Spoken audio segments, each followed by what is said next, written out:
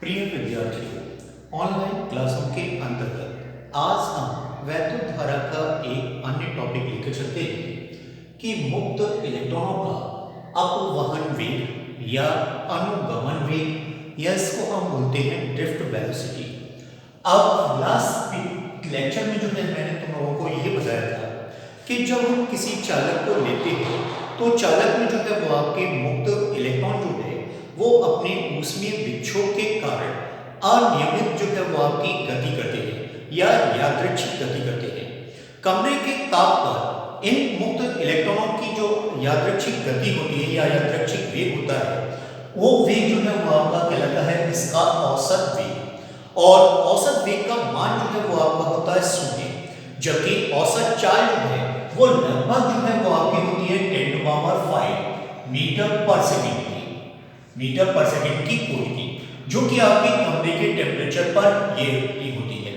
अब हम ये लिख चले कि जब चालक के भीतर हमने कोई भी उसके सिरों को नहीं जोड़ा तो उसके अंदर जो है वो आपके मुक्त इलेक्ट्रॉन इस अनियमित गति से जो है वो आपके लगातार गति करते हैं और धन आयनों से टकराते रहते हैं, जिसके कारण उनका औसत वेग जो है वो आपका 0 होता है, लेकिन औसत चाल जो है वो आपकी 0 नहीं होती।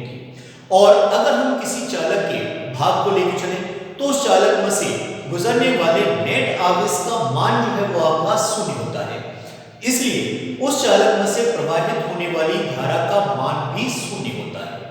इसलिए अगर किसी चालक में कोई भी अगर धारा प्रवाहित होती है तो उस प्रवाहित होने वाली धारा में उसकी यादृच्छिक या अनियमित वेग का कोई उसमें योगदान जो है वो आपका नहीं होता। तो हम ये चीज लेकर चले कब, जब किसी चालक को हमने स्वतंत्र रूप से लिया। अगर हम किसी चालक को इस तरह से लेकर चले कि ये जो है हमने कोई भी चालक लिया या बेलनाकार तार को लिया, उसको हमने किसी बैटरी से हमने जोड़ा। ये बैटरी जो है वो आपकी हो गई B1 और ये जो है इसका प्लस सिरा हो गया, ये जो है वो आपका हो गया माइनस सिरा, और इसको हमने चालक तार के सिरों से जोड़ दिया। जब इसको हम चालक तार के सिरों से जो है वो आपके जोड़ेंगे तो यहाँ पर जो है वो आपका क्या होगा, इस चालक तार के भीतर जो है वो आपका एक वैद्युत क्षेत्र जो है वो आपका उत्पन्न हो जाता है। ये वैद्युत क्षेत्र जो है वो आपका हमेशा उच्च विभव से निम्न विभव की ओर होता है, यानी कि इसकी दिशा जो है वो आपकी ये होगी। अब इसके कारण जो है वो आपका एक विभवांतर जो है वो आपका हुआ V, चालक की लंबाई या तार की लंबाई जो है वो हमने ली L। तो जब इसके अंदर जो है वो आपका एक वैद्युत क्षेत्र जो है वो आपका उत्पन्न हो जाता है और ये वैद्युत क्षेत्र जो है वो आपका हो गया E। तो इस वैद्युत क्षेत्र के कारण जो इस चालक के भीतर जो आपके मुक्त इलेक्ट्रॉन है वो आपके इस वैद्युत क्षेत्र के कारण एक बल का जो है वो आपका अनुभव करते हैं। ये बल जो है वो आपका होता है F = QE। तो ये जो है वो आपका हो गया E। अब ये जो है वो आपका इलेक्ट्रॉन है तो इन पर जो आपका बल कार्य करेगा उस बल की दिशा जो है वो आपकी क्षेत्र की दिशा के विपरीत होगी। तो क्षेत्र जो है वो आपका उच्च विभव से निम्न विभव की ओर हुआ, जबकि इस पर जो आपका बल कार्य किया वो बल जो है वो आपका निम्न सिरे से उच्च विभव की ओर कार्य किया।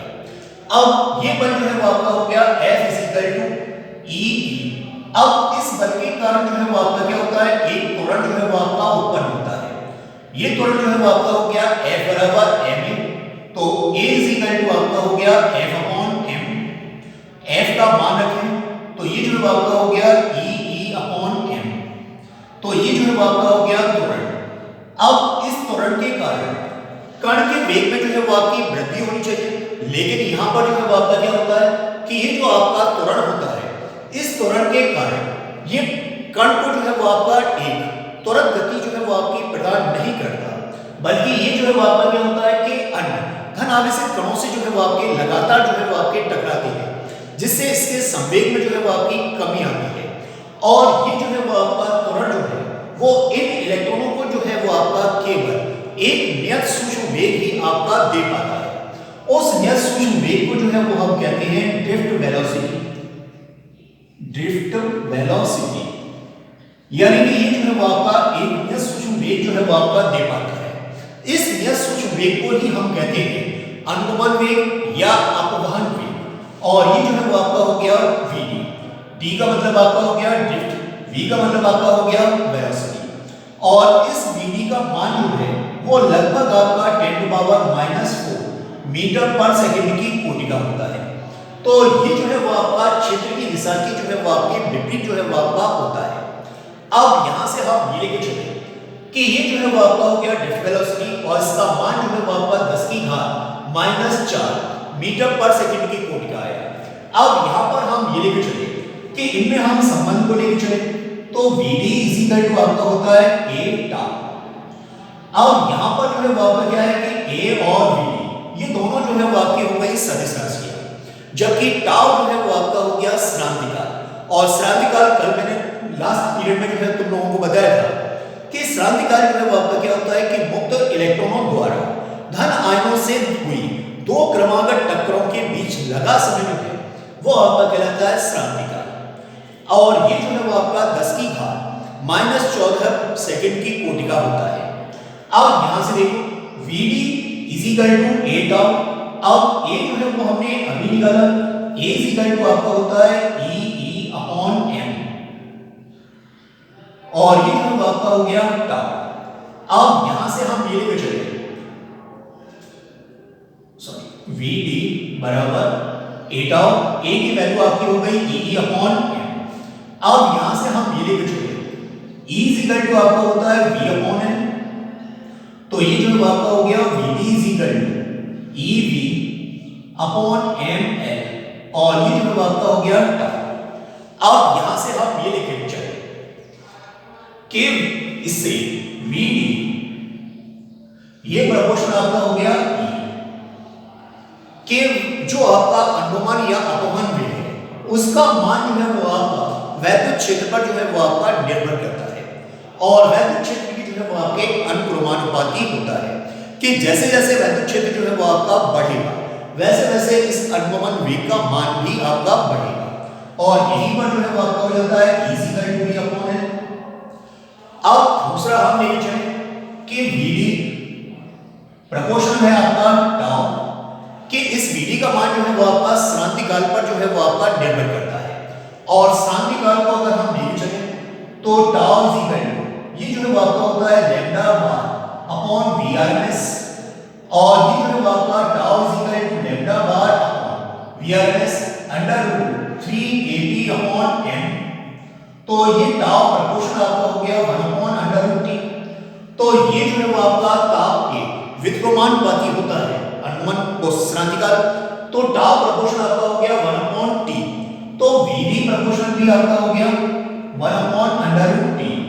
तो अनुमान वेग का मान जो है वो आपके ताप पर जो है वो आपका निर्भर करेगा। ताप जो है वो आपका बढ़ेगा तो श्रांतिकाल बढ़ेगा, तो श्रांतिकाल घटेगा और जब श्रांतिकाल घटेगा तो अनुमान वेग भी आपका घटेगा। तो ताप के बढ़ने पर श्रांतिकाल घटता है और अनुमान वेग भी आपका घटता है। तो ये जो है वो आपकी हुई अनुमान वेग की निर्भरता। दोबारा से यहां से देखो vd बराबर आपका होगा a टाउ, a = आपका हो गया E/m × टाउ, E = आपका होता है v/n। तो vd = आपका हो गया ev/ml × टाउ।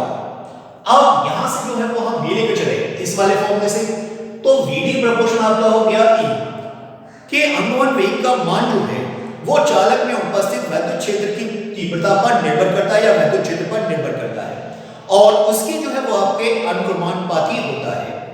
अब दूसरा हम लेके चले तो वो आपका होता है vd प्रोपोर्शनल टाउ कि vd प्रोपोर्शनल टाउ और टाउ आपका होता है λ/√3kT/m।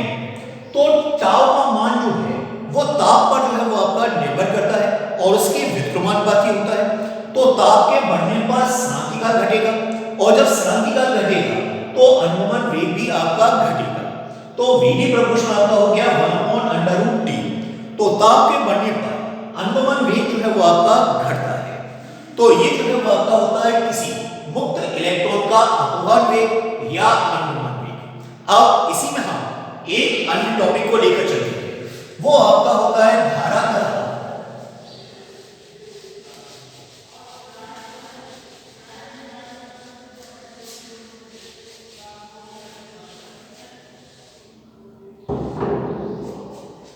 अब हम लेके चलते हैं कि धारा जो कि आपकी होती है I तथा अनुगमन वेग VD में संबंध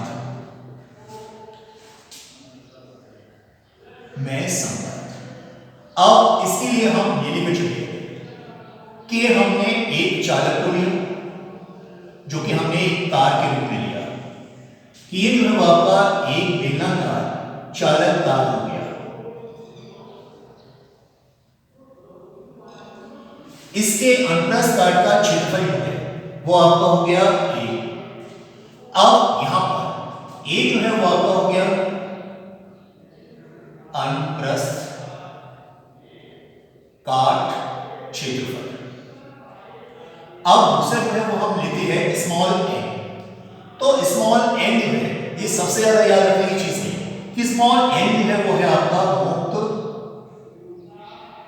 इलेक्ट्रॉन घनत्व, या इसको हम ये बोलते हैं कि एकांक आयतन में उपस्थित मुक्त इलेक्ट्रॉन की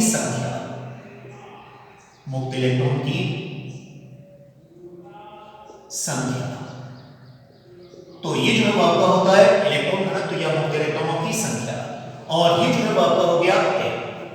अब हमने क्या किया कि इस चालक तार को हमने एक बैटरी से जो है वो हमने जोड़ा।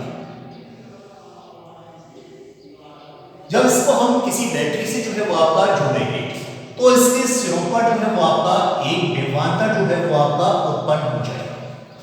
इस विभवांतर के कारण इसमें जो है वो आपका एक वैद्युत क्षेत्र जो है वो आपका उत्पन्न हो जाएगा, और इस वैद्युत क्षेत्र के कारण इस पर जो है वो आपका एक बल जो है वो आपका कार्य करेगा मुक्त इलेक्ट्रॉन पर, और ये बल जो है वो आपका क्षेत्र की दिशा की जो है वो आपका विपरीत कार्य करेगा।